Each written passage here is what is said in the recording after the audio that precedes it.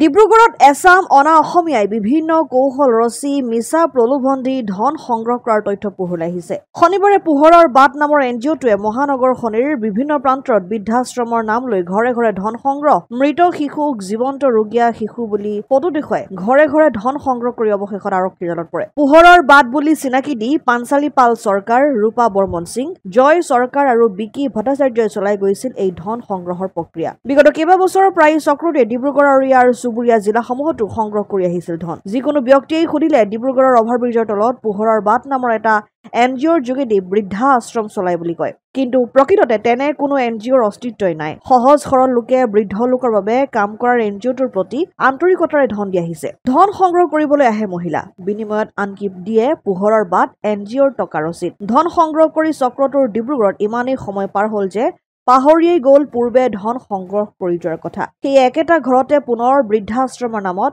ধন সংগ্ৰহ কৰিবলৈ গ'ল, যাৰ পৰিপ্ৰেক্ষিতত গৃহস্থৰ মনত উপজিল সন্দেহ। জনালে স্থানীয় দল সংগঠন বীৰ লাচিত সেনাক আৰু এইদৰে চক্ৰটোক মাতি আনি ডিব্ৰুগড় মহানগৰৰ চিৰিং চাপৰিত পেলালে ধৰা।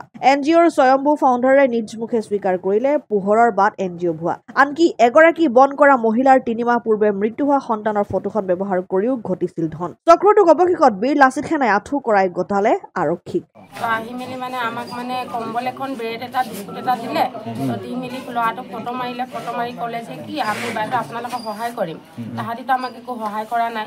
তাৰপিছতে মোৰ ল'ৰাটো যেতিয়া অসুবিধা হৈছিলে, মই তাহাঁতক হেল্প বিচাৰিবলৈ কাৰণে তাহাঁতক ফোন কৰিলোঁ। তাহাঁতি ফোনটো ৰিচিভ নকৰিলে। তাৰপিছতে আৰু মোৰ ল'ৰাটোৰ নামত চান্দা তুলি ফুৰিছে, যাতে মোৰ ল'ৰাটোৱে ন্যায় পাক। সেইকাৰণে মই আপোনালোকৰ পৰা হেল্প বিচাৰিলোঁ। মোৰ ল'ৰাটো এতিয়া নাই, ঢুকুৱা 4 মাহ হ'ল আৰু তাহাঁতি মোৰ ল'ৰাটোৰ নামত চান্দা তুলি ফুৰিছে আৰু আমাক একো হেল্প কৰা নাই তাহাঁতি অলপো। তেওঁলোক কৈছে যে আমি সংগঠনৰ মানুহ হয়, কি বুলি কয় এনজিঅ'ৰ মানুহ হয় বুলি কৈছে। এনজিঅ'টোৰ নাম নাজানো, তাহাঁতিও কোৱা নাই কোনটো এনজিঅ' হয়, খালি এনজিঅ'ৰ মানুহ হয় আমি বুলি কৈছিলে। তাহাঁতি সেইদিনাখন মই যেতিয়া ফটোখন পালোঁ, তাহাঁতক ফোন কৰিলোঁ থানাত দিম বুলি। এতিয়া তাহাঁতি আহি কেনে মোক পইচা দিবলৈ বিচাৰিছে। মই তাহাঁতক পইচা মই তাহাঁতক থানাত নিদিওঁ বুলি, মই তাহাঁতক পইচা লোৱা নাই। সেইকাৰণে মই আপোনালোকক ক'লোঁ এইটো কথা।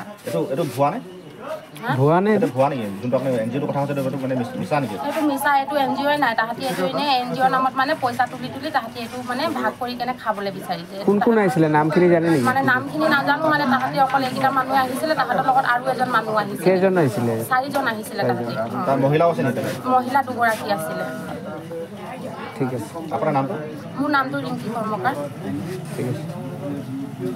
অতি দুখৰ কথা। এইকাৰণে দুখৰ কথা, কোনো বাহিৰৰ পৰা মানুহখিনি আহি, কোনো পাল ভট্টাচাৰ্য মানুহখিনি আহি অসমত আহি নিচলা দুখীয়া মানুহখিনিক ঠগি এতিয়া সিহঁতে কি কৰিব লৈছে, তেওঁলোকৰ নিচিনা দুখীয়া মানুহখিনিক ব্যৱহাৰ কৰে। কোনোবাই এনজিঅ' সহায় কৰিম বুলি প্ৰতিষ্ঠান খুলি কোনো ৰেজিষ্ট্ৰেশ্যন নোহোৱাকৈ ৰাইজৰ মাজত টকা তুলি ৰাতি ভাগ কৰে। তো বীৰ লাচিত সদৰ সমিতিক আজি 4 দিনৰ পৰা এখেত বাইদেৱে আমাক জনাইছিল যে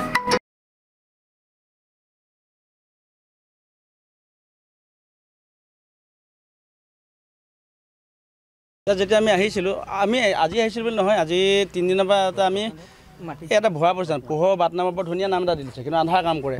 তেওঁলোকে দুখীয়া মানুহৰ কাৰোবাৰ বেমাৰী মানুহৰ নামৰ পইচা তুলি এটা ৰমৰমে ব্যৱহাৰ কৰি আছে। আমাৰ এই অঞ্চলৰ এজন খুব সচেতন যুৱক আছে, বিকাশ বৰা বুলি কয়। তেখেতে আমাক এটা অভিযোগ দিছিলে যে আজি এনেকুৱা এটা পাৰ্টি ঘূৰি ফুৰিয়াই ফুৰিছে দোকানে দোকানে, ঘৰে ঘৰে। এজন এই ফটোখন দেখিছেনে, এই ল'ৰাটো ইতিমধ্যে মৃত্যু ঘটিছে।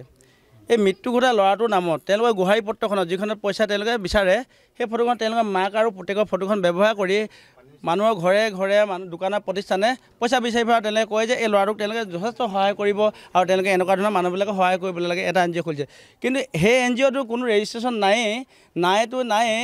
যিগৰাকী ল'ৰাৰ ফটো লৈছে তেওঁলোকৰ ঘৰত যিদিনাখন ফটো মাৰিবলৈ আহিছিলে, সেইদিনাখন মাত্ৰ 10 টকীয়া এটা ব্ৰেড দি মানুহে ক'লে আমি সহায় কৰিম। কোনোবা এনজিঅ'ৰ নামো তেওঁলোকে কোৱা নাছিলে। সেইখিনি সময়ত গুচি গ'লগৈ আজি 2 বছৰমান আগতে। তাৰপিছত অসমৰ বিভিন্ন প্ৰান্তৰ পৰা এই খবৰটো ওলাইছে যে এই মানুহখিনিতো ইয়াতো পইচা তুলিবলৈ আহে, এই মানুহখিনি তাতো ফটো পইচা তুলিবলৈ আহে। এনেকুৱা ধৰণৰ কৰ্মৰ কাৰণে ইহঁতি এনেকুৱা এখন জাল মেলিছিলে। এনেকুৱা ধৰণৰ দুখীয়া নিচলা মানুহখিনি সুবিধা লৈ টকা ঘটা এটা সহজ পন্থা অৱলম্বন কৰিছিলে। আৰু এই বহিৰাগত মানুহখিনি তেওঁলোকৰ নামবোৰ ইতিমধ্যে আপোনালোকে গমেই পাইছে, পাল ভট্টাচাৰ্য। আৰু এটা চবকৈ দুখ লগা কথা, তেখেত কি নাম হয় তোমাৰ? এই বিকি ভট্টাচাৰ্য লোকজনে কৈছে যে তে ভাল কিন্তু অসমীয়া ক'বই নাযায় নে কোনোবা এই ইমান ধুনীয়া এটা অনুষ্ঠান নাম দিছে পোহৰৰ বাট তেওঁ কৈছে সংগঠন উচ্চাৰণটো চাওক অসমত থাকি ডিব্ৰুগড় এটা ঐতিহ্যমণ্ডিত জেগাত থাকি অসমীয়া শব্দটো ভালকৈ ব্যৱহাৰ কৰিব নাজানে আৰু তেওঁলোকে এই বহিৰাগত মানুহখিনিয়ে অসমৰ দুখীয়া নিচলা মানুহখিনিক ঠগিবলৈ টকা ঘটা কথা এটা ইমান সহজ ধৰণৰ ৰাস্তা মুকলি কৰি লৈছে আৰু বিল আছিনা অসমৰ মঞ্চৰ পৰা তেওঁলোকক সকীয়াই দিছোঁ আগন্তুক দিনত যদি বিল আছিনা মঞ্চত তেনেকুৱা দুষ্কৃতিকাৰী দালাল ৰূপী মানুহৰ নামত দুখীয়াৰ নামত মৰি যোৱা মানুহৰ নামত টকা ঘটাৰ প্ৰবঞ্চনা জাল পাতে তেওঁলোকে পুহিয়ে পোখালিয়ে উঘালি পেলাই আৰু পিঠিহাড় ভাঙি দিবলৈ আমি সিদ্ধান্ত লোৱা হ'ব আৰু আগন্তুক দিনত কিন্তু এনেকুৱা যে বিল আছিনা অসম থকালৈকে এনেকুৱা কাম কোনো হ'ব দিয়া নহ'ব তেওঁলোকৰ লগত যেতিয়া আমি আচলতে এটা আমাৰ কৌশলে আছিলে তেওঁলোক আজি হাতেৰে ধৰিবলৈ তেওঁলোকে আমি ভুক্তভোগী মহিলাৰ ওচৰত আমি কালিয়ে আহিলোঁ কালি অহাৰ পিছত তেওঁলোকক জনালোঁ যে তেওঁলোকে মাতক তেওঁলোকে মাতিলে অহাৰ পিছত তেওঁলোকৰ টকা 2000 টকা দিছে আজি 2 বছৰৰ পৰা তেওঁলোকৰ নামত টকা উঠাই আছে অৰ্থাৎ 2000 টকা এটা দি তেওঁলোকৰ মুখখন বন্ধ কৰিবলৈ আহিছিলে তেওঁলোকে ভাবিছে দুখীয়া মানুহ কোনো খবৰ নলয়